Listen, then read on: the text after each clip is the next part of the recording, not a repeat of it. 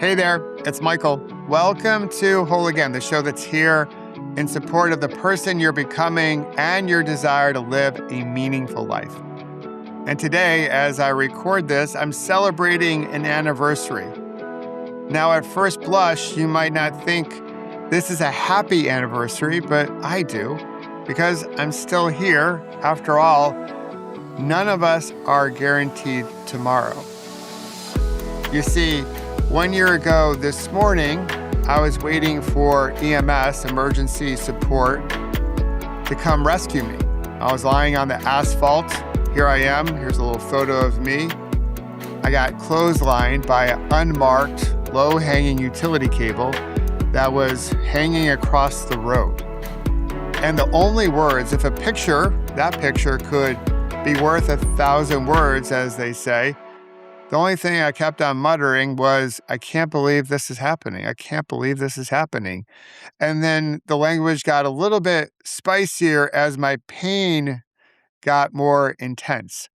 My plan that morning was to take a pretty typical midweek bike ride, a little training, nothing too intense because it was July 30th after all. And we had a heat index predicted for, say, 105 degrees. So I was being a little chill, just again, a nice easy bike ride, get outside, welcome a new day, get some movement in, beat the heat. And about a mile before I turned around to go home, or a mile before I was supposed to turn around to go home, I rode right in to that cable and it caught me right here, right around my shoulder and my collarbone. And it snarled me up like I was a fighter jet trying to land on an aircraft carrier. And it stopped me almost immediately and it threw me down like I was a rag doll. And I broke my femur in 5 places. Today, 1 year and 1 week later, because this will be released 1 week after I record it, I want to share what actually helps us get through these challenging life moments. It's not the highlight reel stuff. It's the quiet part that very few people do share.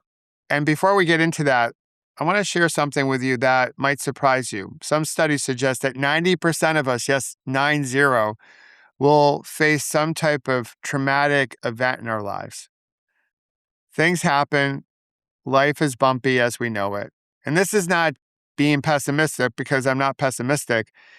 It's really about what it means to be human, that we're going to go through something, 9 out of 10 of us. And this is why I believe so much in building a strong foundation. Like you're building a house or a building, we need a strong foundation before the bumpy moments arrive. Your foundation is what helps you meet these moments. If your foundation isn't strong and then the moment happens, it's going to be much more difficult to get through it in the way that you wish to. So as things are going easy peasy, lemon squeezy, and we feel like, oh, we don't need to work on it, this is exactly the time to work on strengthening or building a solid foundation. So you might ask, what is a foundation when it comes to us as people? Everyone knows what a foundation looks like for a home or a building. It's laying down cornerstones, it's laying down cement. You got to make sure that structure is built, again, from the ground up. And same could be said about our own personal foundations. When I was recovering from my last bad day, and now this accident, the one that happened a year ago, I started with my foundation again, making sure that that was as strong as possible. And from a physical health perspective, I worked from my feet up, right? Because our feet serve as our foundation as we make contact with the ground.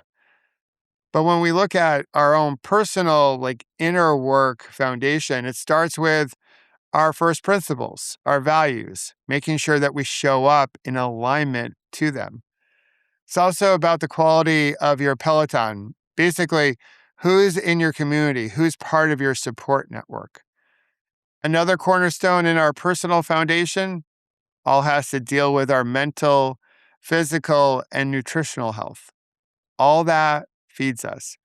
Of course, having a good contemplative practice, like a practice of gratitude or mindfulness, surely can help. And one of the most important cornerstones to a solid foundation is the conversation that we have with ourselves. And there are also two qualities that people don't talk enough about, at least in my opinion. That is hope and grace. Hope is simple, even if it doesn't feel simple in the moment. It's that belief that taking one step will lead to another, which leads to another. With hope, there's action. You don't need to see the whole pathway. You just need to have faith that you can take the next step. Now, grace is a little different. Grace is what we extend to ourselves. We can also extend it to others. It lets us off the hook for expecting our recovery to be a straight line up and to the right, because it's never that way. Some days you're going to gain a whole bunch, and other days you'll plateau, and some days you might even take a step back and you have to start all over again. Grace is what allows us to not call those days where we're not making progress, at least how we might define it, as days of failure. And for my 50 plus peeps out there listening, I probably don't have to tell you this part, but when you get to a certain age, you also need a whole bunch of patience, because the older we get, yep, the longer it takes. And that's not a knock against us. That's just part of our biology. And I've learned that the hard way over the last year. People have shared with me that they believe my superpowers are showing up and making sure that habits stick in a way where we can get traction. Basically, the application of all the wisdom that's out there. How do we apply it? How do we incorporate it? Not in a transactional way, but in a way that becomes a way of living. Those superpowers helped me recover from my last bad day, my big, huge accident that changed everything for me. And I've had to tap into them once again over the last year to get me through this ordeal. It's funny in a way.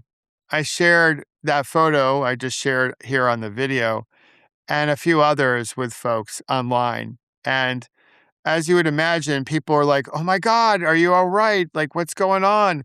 And there was a flurry of activity.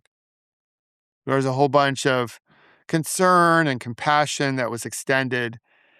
But once the algorithm moves on to the next thing that might be edgy or an oh my God moment, then it gets really quiet.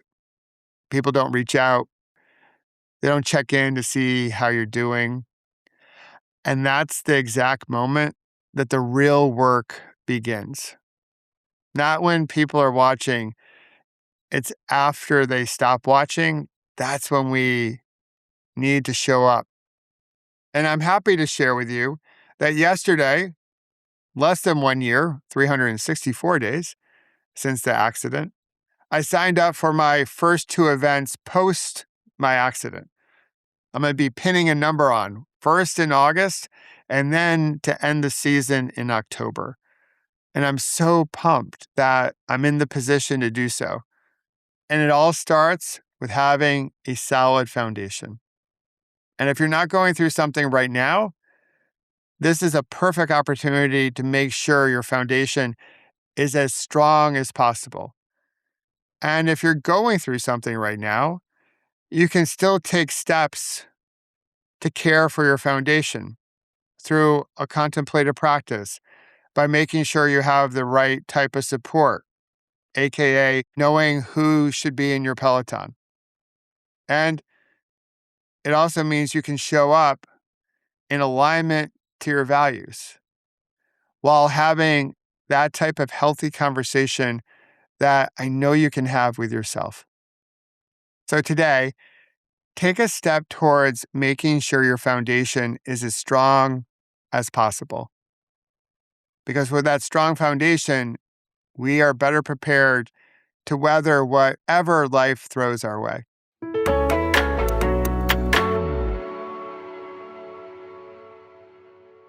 And as always, thanks for being here. And thank you for being part of our community. And I hope you're checking out my new series, A Perfectly Imperfect Union. It's all about reflections of America as she turns 250 this year. And I'll have a new episode in that series for you tomorrow. And I hope you'll also check out all the different episodes I have for you on Whole Again. They're all designed to help you step into that person you're becoming and live a meaningful life. But until then, let's remember to celebrate our scars as golden symbols of our strength and resilience. And don't forget to have fun storming the castle.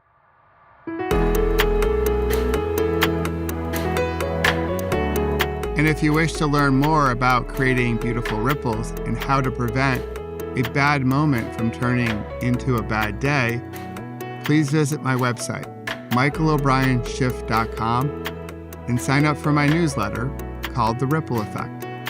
And join us each Monday, Wednesday, and Friday here at Whole Again and discover how you can heal, grow, and become more resilient. And celebrate our scars as golden symbols of strength and resilience. Until then, remember, you can always come back to your breath. You've got this, and we've got you.